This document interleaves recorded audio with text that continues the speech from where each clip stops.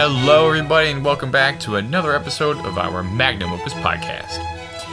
Now, if you've been following our recent activity, we have started to move away a little bit more from our traditional interview type of faculty and staff members because we've gotten to know a huge number of them. So we want to branch away from that and look a little bit more towards music itself and kind of get to the nitty-gritty. We'll talk more about the camp in the upcoming weeks as well.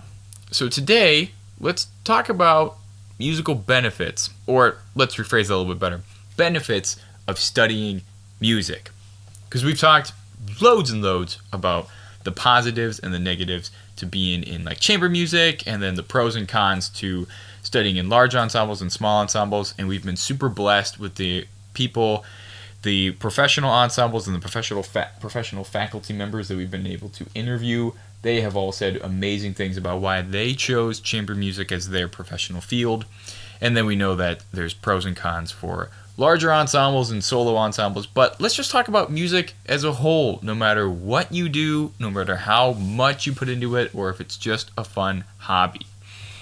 So what exactly does playing music of any kind, this includes third grade recorder or second grade percussion, what kind of benefits does it bring? Let's take a look. Definitely helps with brain growth, helps us develop language skills, our math skills, even our memory, attention, and concentration skills, helps develop coordination. We have a sense of achievement and discipline. It is definitely a fundamental social skill that helps us learn. And then you can think about it too, just developing a joy for music throughout your entire life. So let's take a look and break some of these down. Music obviously has many benefits, but if we take a look at like hardcore studies about what physiologists and what psychologists are realizing that music does for our brains, it is pretty impressive. So there's a couple studies in neuroscience that actually show music can enhance brain function, and not only children, but adults as well. There's a huge, if you didn't know this, there's a huge medical world that is dedicated to music therapy. If you've heard about physical therapy, that is when someone helps somebody who's maybe had a debilitating injury that they can't move an arm, or their leg gets really hurt, so they need to have additional help to develop physical muscles to be able to move their body again. Music therapy is a cognitive-based study, which means it is mostly used to impact positively the brain. So music therapy is a lot about using music to improve memory function or improve depression or other cognitive or brain aspects of life and science. So, again, those neuroscience studies have shown that brain function in children and in adults is enhanced through music. Music activities as playing the instrument or singing or even just listening to music stimulates the brain. And then the brain workout leads to improved brain structure, formation of new neural connections, which if you don't know, every single action that you do, your brain is firing neurons, these very small electric pulses. And these little electric pulses kind of get refined over time. It's like a bike trail that is brand new, and then the more you ride on it, the more worn down and the more trail-y and faster it becomes. So the more that your brain fires these neurons, the faster you're able to go down this trail. This is exactly what muscle memory is. If you remember the first time you picked up a bow, or the first time you tried playing your instrument and you're like, wow, what is this? But now, years down the line, it's almost second nature to you. That is all about muscle memory. You've done it so often, your brain has fired these neural pathways so frequently that at this point, it's almost second nature. So big brain growth for playing or listening or studying music. It also helps with language skills. Would you believe that? Not only is studying music pretty much studying another language, because you have to learn to read and write and then develop ideas in a completely different setting. We don't even use the entire alphabet. We use different symbols and we use the different keys. But studies also show that people who participate in music classes have improved speech development and learn to read more easily. Learning music helps develop the left side of the brain.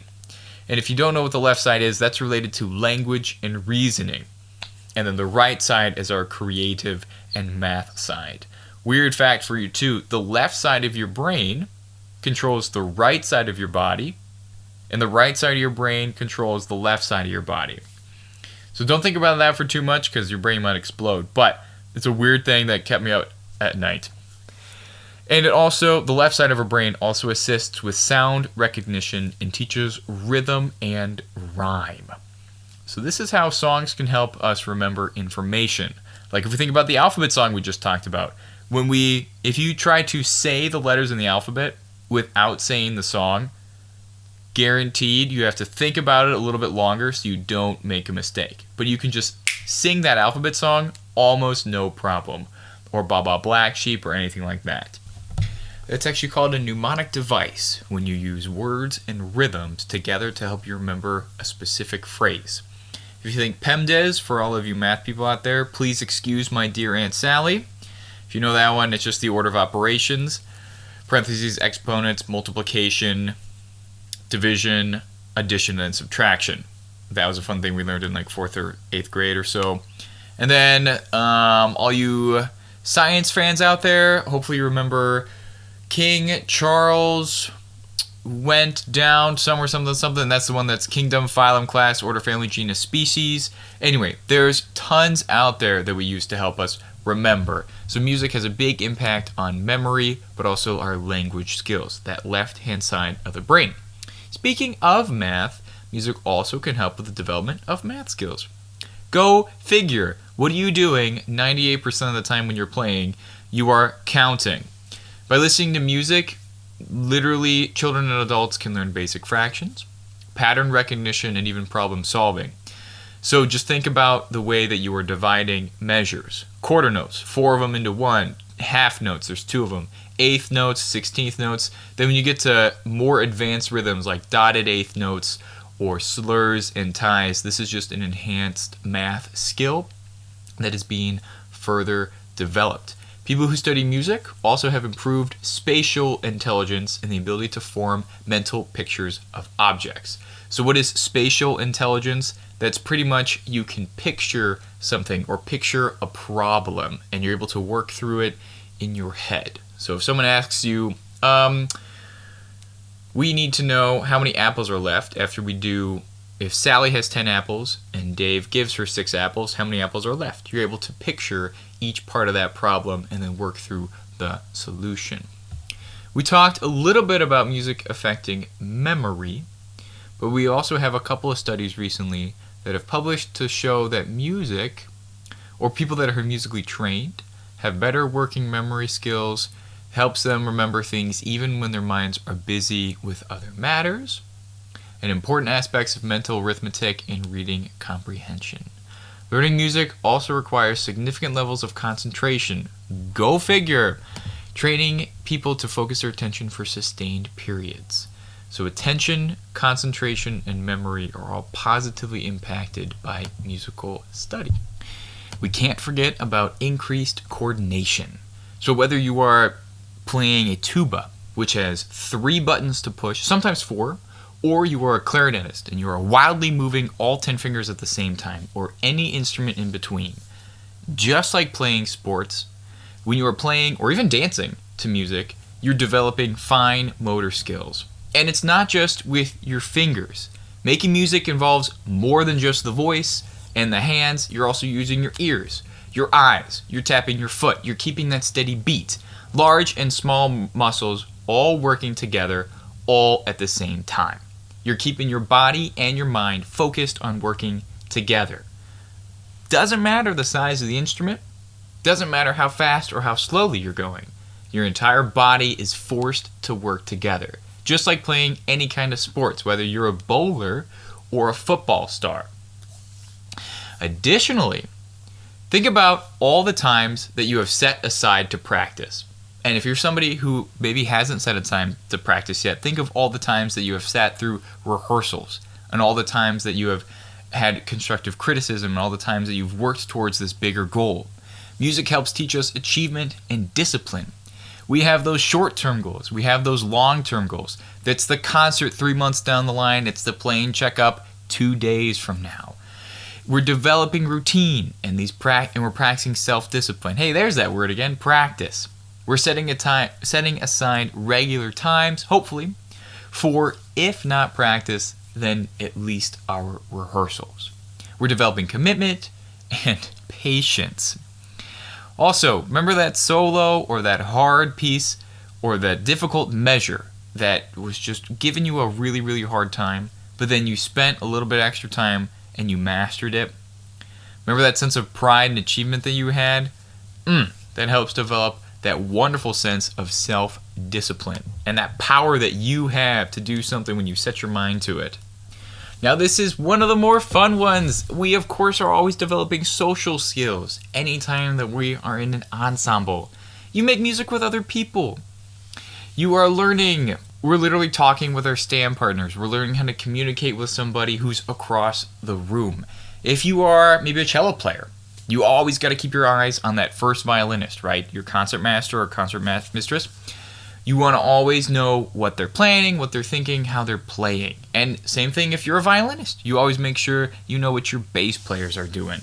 You are combining your skills across the orchestra. You're staying in sync with other people. You're learning to work together as a team and develop the same sense of empathy. You're playing with that same sense of emotion that piece is bringing out of you. This is kind of cool. Researchers have found that when people play together, from simple rhythms to larger symphonies, you are better able to tune into other people's emotions. Doesn't matter what age, doesn't matter how many people or what kind of music you are playing. Just the act of doing so makes you more in tune with others. How about that? And of course, I have to end this podcast by talking about how it builds a joy for music for the rest of your life. It can give anybody a way to express themselves, to unleash creativity. You can be inspired, uplifted, you can relax, you can relieve stress and tension. Just think about listening to a beautiful piece of any kind of music. It doesn't have to be classical. It doesn't have to be pop. It doesn't have to be jazz. It could be anything. Singing along to a favorite musician, by yourself or with friends, or dancing to a great song on the radio. Music, honestly, helps build this sense of a lasting achievement and a lasting commitment. And even for those listeners out there who find themselves to treat music as less of a daily commitment and more of a hobby, none of the things that you are building are going to go away. All the things that you have learned, your social skills, your joy of music, your achievement and discipline, your increased coordination, your memory and concentration, your math skills, your language skills, your brain growth, all of that stuff, it sticks with you. And even if you do it 1,000 hours over the course of your lifetime, or you do it 18 hours over the course of your lifetime, those are 18 hours for you that you have put into it. And it's not going anywhere. As always, thank you everybody for listening, and I really hope you learned something new. Check out our Magnum OPUS website for more information on our upcoming 2021 OPUS Camp. It is coming up faster than we can think. And as always, I will see you guys next time. Thanks, everybody.